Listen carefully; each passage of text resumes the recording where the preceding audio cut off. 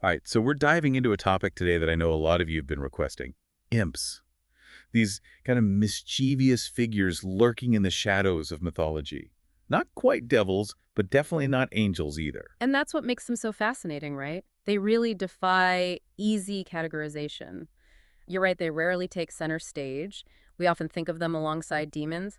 But in some ancient traditions, they actually served as attendants to gods. Whoa, really? Attendance to gods. That's a wild twist. Like the reputation took a turn somewhere down the line. Makes you think, because today the word impish, it's more mischievous, playful, not necessarily evil. Exactly. And that evolution of how we see them is really telling. The word imp itself, it actually comes from a term for a young shoot or a graft on a plant. Wait, seriously? So we went from sprouting plants to these mischievous beings. That's a fun fact for the day. Right. It's like these little linguistic breadcrumbs. And later on, that word imp, it got attached to the offspring of serpents, devils, those figures a little further down on the supernatural ladder. Ah, so not the top dogs of troublemaking, but they found their niche. Okay, so we've got these figures tied to mischief, but not pure evil. Where do we even start unpacking that? Well, let's start with a story. Have you ever heard of the Lincoln Imp? Hmm, a mischievous imp, forever immortalized in stone. It rings a bell, yeah. Tell me more. Okay, I'm picturing it now, this imp frozen in time. What's the story behind that stone-cold stare? Well, the legend goes way back to the 14th century when Lincoln Cathedral, that grand old cathedral, when that was being built. Seems the devil, he wasn't too keen on this magnificent cathedral being erected. So naturally, he rounds up his posse of imps, figures they can stir up a little trouble. Yeah, because who better to cause some chaos than a band of mischievous imps, right? What do they do? Well, the legend gets a little vague on the specifics of their antics, but Come on, no holy water swapped out for, like, slime. yeah. No hymns replaced with, I don't know, polka music. Okay, maybe they were just getting warmed up, right? But anyway, before things could get too out of hand, an angel shows up. Ah, party's over, fellas, so what happens? Angelic beatdown. Not quite, but one brave little imp, he sees this angel and decides, hey, why not? Let's chuck a rock at it. But just as he's winding up, bam, turns straight to stone. Your kid. Talk about being caught red-handed, or I guess rock in hand. So he's still up there, frozen in time. Oh, he's still there, all right. And get this. What started as a tale of impish troublemaking, it's now a beloved local legend. The Lincoln Imp, he's become a symbol of the city.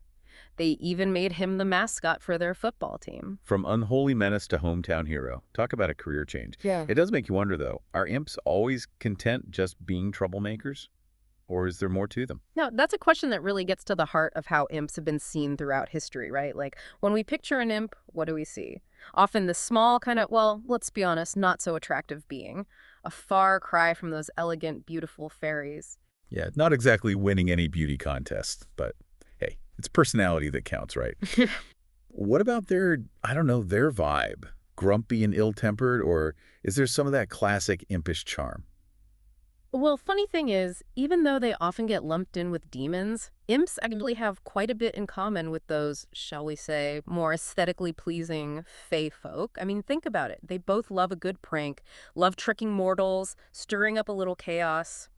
So we're talking about a shared love of mischief, just maybe with different approaches. Yeah. Tell me more about these impish parallels. Okay, so think about classic fairy tricks. Illusions, enchantments, maybe leading travelers astray with the whisper of the wind. Now picture those same tricks, but with a bit more of a, well, chaotic energy. That's where our impish friends come in. A little less subtle, a little more rambunctious. So are we really just talking about two sides of the same mischievous coin here, or is there something fundamentally different between imps and fairies? Now that is the million-dollar question, isn't it?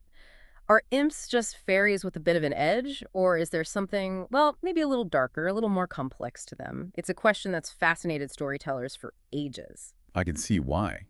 This idea that maybe imps, they crave connection, even if they go about it in a kind of backwards way, Yeah. makes you think maybe there's a method to all that madness. It's an interesting take, isn't it? Imagine being eternally bored, just driven to stir up trouble, even if it means pushing away the very connections you're looking for.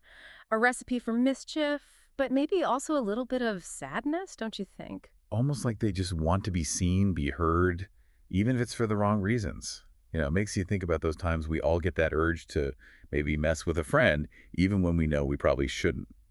Maybe there's a touch of that impish spirit in all of us, just below the surface. And perhaps that's why these stories still resonate so much, because they reflect those little complexities in all of us, that push and pull between wanting to belong and wanting to turn everything upside down every once in a while. It's a fine line between mischief and mayhem, that's for sure. Speaking of mischief, we've talked about imps in stone, but what about those said to be bound to objects? Like the whole genie in a bottle thing, but with an impish twist. Ah, yes. And if there's even a little truth to those stories, it really makes you wonder, doesn't it? Are there imps trapped inside forgotten relics just waiting to be discovered? And if those objects were ever found, what kind of chaos would be unleashed? It's a thought that sends shivers down my spine. Yeah, it really makes you want to rethink those trips to the antique store, huh? Like, who knows what kind of mischief is lurking behind those dusty relics? Right. Maybe those old stories, they weren't just stories. Maybe they were warnings, reminders that even the smallest creatures, they can pack a punch. It's a good thing we've got you here then to guide us through these impish mysteries. So before we let you go, any parting words of wisdom for those of us who, might find ourselves face to face with an imp? I think the biggest takeaway here is that imps, they're more complicated than we often give them credit for. Yeah, they love mischief, but underneath it all, there's that desire for connection. So maybe instead of fearing them, we try to understand them a little better, embrace the absurdity, roll with the chaos, and who knows, we might learn a thing or two about ourselves along the way. After all, haven't we all felt that little urge to stir up some trouble every now and then? That's for sure. It's been amazing diving into the world of imps with you. And for everyone listening, keep your eyes open and your wits about you. Because the next time you come across something a little out of place, a little too perfect, well, you never know. You might just be standing in the presence of an imp. Until next time, happy exploring.